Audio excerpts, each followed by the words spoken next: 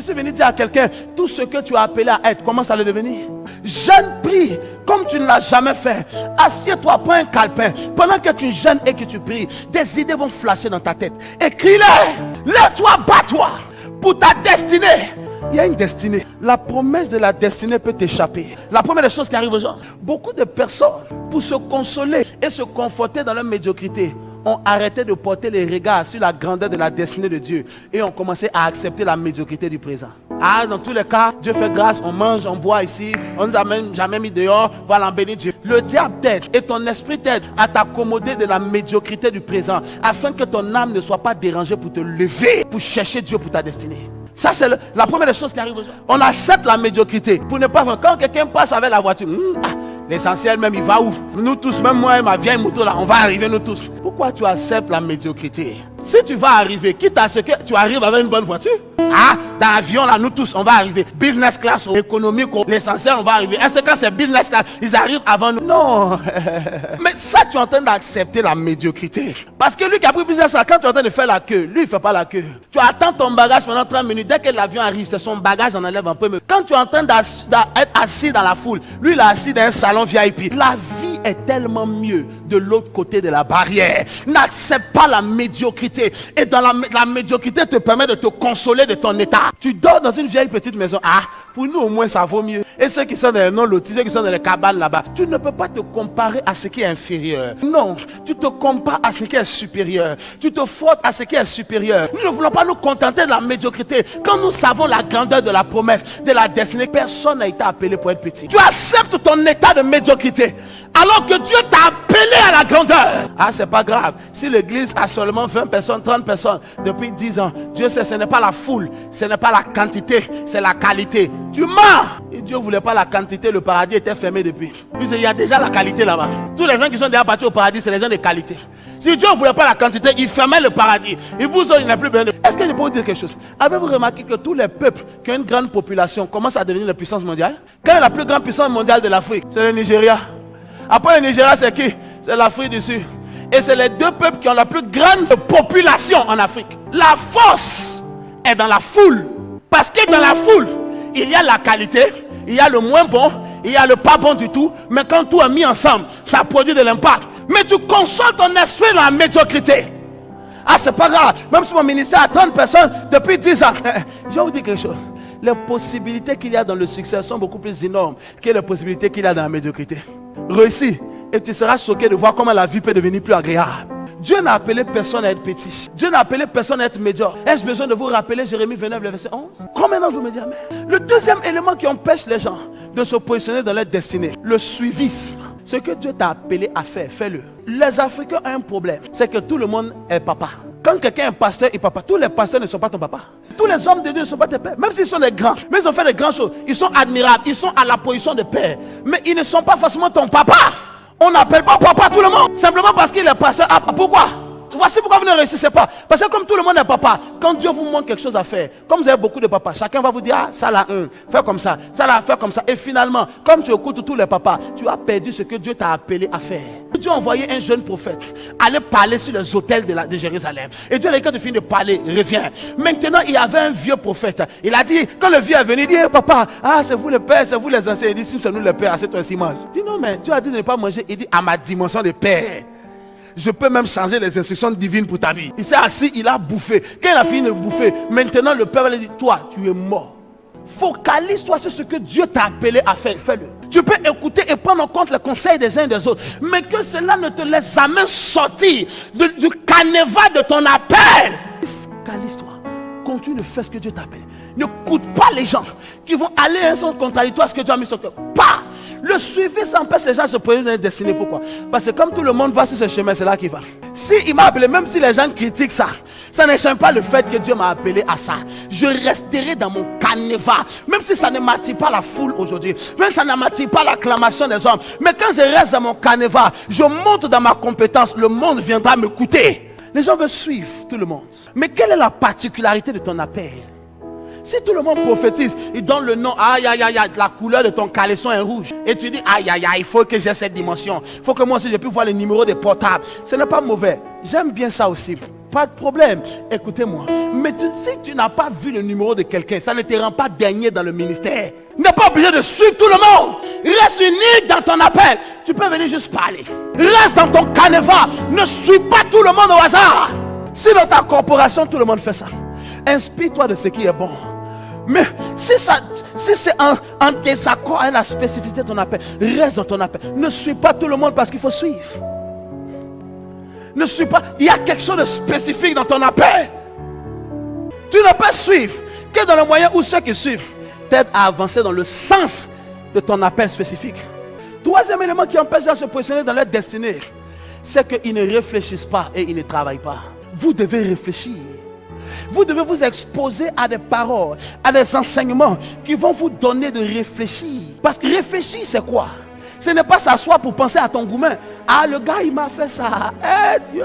Ce n'est pas de cette réflexion que je parle. Je parle de réfléchir à la destinée. Réfléchir au projet. Réfléchir au plan d'action. Pendant que tu pries, parle en langue pendant 1 heure, 2 heures, 3 heures. Et ensuite réfléchir à des stratégies d'action. Pour faire émerger ce qui est dans ton esprit.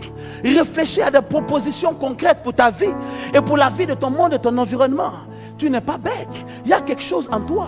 Assieds-toi à réfléchir. Et quand tu réfléchis, travaille. Les gens ne réfléchissent pas et ils ne travaillent pas. Commence à réfléchir et travailler. Commence à réfléchir et à travailler. Réfléchis, conceptualise, cherche les idées. Fais tourner ton cerveau. Homme de Dieu, réfléchis. C'est toi à la maison. Réfléchis. Comment occuper le territoire? L'onction n'annule pas l'intelligence. Proverbe dit c'est par la sagesse que la maison est bâtie et c'est par l'intelligence que les chambres se remplissent de trésors. Beaucoup de chrétiens ne travaillent pas. Beaucoup d'enfants de Dieu ne sont pas adeptes du travail. La plupart des gens médiocres et misérables ne sont pas adeptes au travail. On a une mentalité qu'on veut de l'aide, mais on n'a pas la mentalité de produire notre aide et notre substance par notre travail. Travail! Je suis venu dire à quelqu'un, réfléchis et travaille. C'est vrai, tu as un diplôme. Peut-être que tu as un salaire dans une entreprise fixe, mais réfléchis et travaille. Bon, utilise ton week-end, ton samedi, tes dimanches, tes jours de férié. Fais plus que le travail ordinaire. Réfléchis à quelque chose qui peut changer ta vie. Le salaire n'est pas la source de l'enrichissement. Quoique le salaire peut donner un confort, l'enrichissement est dans l'entrepreneuriat, car c'est alors que tu réussiras dans toutes tes entreprises. Dis, je suis fatigué. Tu as fait quoi?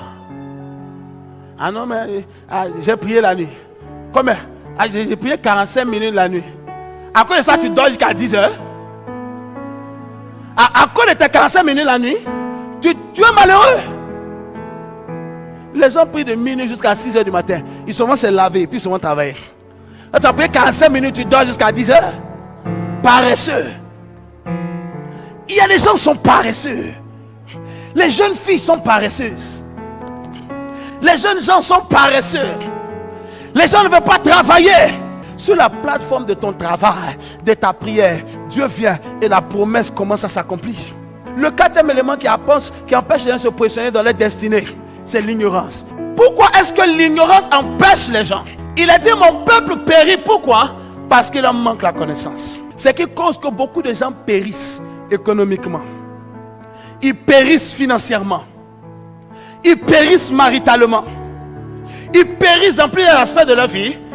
Ils sont ignorants. Il y a des pasteurs qui prêchent. Ils sont loin. Mais l'ignorance les empêche de percer dans le ministère. Ils n'ont pas appris à administrer l'église. Ils n'ont pas appris à bâtir des zones. Ils n'ont pas appris la stratégie de croissance de l'église. Leur ignorance fait qu'ils ont beaucoup d'efforts, mais ils ont peu de résultats. Ils ont beaucoup de travail, mais ils ont peu de résultats parce qu'ils sont ignorants. Jeune fille, tu veux te lancer dans les affaires. C'est parfait. Mais tu es ignorant dans les affaires. Tu n'as aucune culture. Tu n'as aucune éducation dans les affaires. Tu n'as aucune éducation sur la loi de l'offre et la demande. Tu n'es pas instruit sur le principe du marché économique. Bien-aimé, Dieu peut tout, mais ton ignorance est un frein à l'opération de Dieu dans ta vie. Tu es ignorant sur le principe du commerce. Tu es ignorant sur le principe de la gestion d'une entreprise. Tu n'as aucune connaissance sur la gestion comptable de tes revenus. L'ignorance des gens est le frein. Beaucoup ne décollent pas et n'arrivent pas. Regarde, quand je parle même de la destinée, beaucoup même sont ignorants de leur destinée. Beaucoup même sont ignorants du plan de Dieu pour leur vie. Beaucoup sont ignorants de leur appel. Beaucoup sont ignorants des principes divins. Et l'ignorance est la raison de la destruction de plusieurs. Les gens ne prennent pas la peine de lire. Les gens ne prennent pas la peine d'acheter un livre pour s'instruire. Les gens ne prennent pas la peine de prendre leur Bible pour l'étudier. Tout ce que les gens font, homme de Dieu, donne-moi un psaume pour la maladie. Donne-moi un psaume. Les psaumes, ce n'est pas des comprimés. Homme de Dieu, quel psaume tu peux me donner pour lire avant de dormir? Abomination. Je ne suis pas un distributeur automatique de psaumes. Il faut étudier ta Bible. Il faut que tu sortes de l'ignorance. Les gens sont devenus puissants à cause de quelque chose qu'ils connaissent que tu ne connais pas. Mais les gens refusent d'apprendre. Les jeunes gens, quand ils commencent à prophétiser un peu, ils commencent à chasser un démon ou deux. Quand ils commencent à guérir un ou deux malades, ils pensent qu'ils n'ont plus rien à apprendre des personnes. Ils ne veulent plus rien apprendre. Ils sont là-bas, ils sont devenus des révérends prophètes. Ils sont devenus des révérends bishops. Ils n'ont plus rien à apprendre. Parce qu'ils ont un minimum de manifestation de l'onction. Quand tu veux leur parler, ils vont dire, les vieux, ils sont jaloux, ils sont jaloux. Alors certains d'entre nous, on se tait et on prie que Dieu vous aide à comprendre. Mais la plupart se mettent en retard. La plupart tournent en rond parce qu'ils ont refusé d'apprendre. Il y a des gens que Dieu met sur ton chemin qui sont des sources de savoir et de connaissance. Mais tu n'as même pas la conscience du trésor qui est à ta portée afin de chercher à prendre et à maximiser ce que tu peux recevoir. Beaucoup de femmes sont ignorantes quant à la manière de gérer leur foyer. Elles sont dedans, mais elles ne se sont pas instruites. Il y a des vieilles mamans qui sont dans cette histoire depuis 30 ans, depuis 40 ans. Elles n'ont jamais pris la peine d'observer. Parce qu'on apprend par l'observation, on apprend par la proximité, on apprend par la communication. Elles n'ont jamais pris la peine de causer. Elles n'ont jamais pris la peine d'observer pour voir comment ces femmes-là ont géré le foyer pour faire 40 ans, pour faire 50 ans. Est-ce que c'est en criant sur mon mari? Est-ce que c'est en serrant le col de mon mari que leur foyer a duré? Ou bien est-ce qu'elles ont fait autre chose? Est-ce qu'elles ont appris la patience? Est-ce qu'elles ont appris d'autres principes? Tu ne veux pas savoir. Toi, tu fais à ta manière. Parce que tu penses que ton acquis là, tu ne peux jamais le perdre. Parce que tu es marié à l'église. C'est une abomination et c'est une erreur monumentale. L'erreur des gens. Les gens sont ignorants. Les gens sont ignorants. Oui. Voici pourquoi il faut que tu travailles à apprendre. Dans le domaine spirituel, tu dois apprendre. Les gens achètent des livres à des prix colossaux pour développer leurs connaissances. Et plus les gens montent en connaissance, plus ils montent dans la vie. Les gens réussissent dans les affaires parce qu'ils ont appris à connaître. Ils ont étudié des gens. Ils ont étudié ceux qui ont réussi dans les domaines. Ils ont pris des renseignements. Tu n'étudies rien, tu n'apprends rien. Mais tu penses que la destinée s'accomplira par hasard.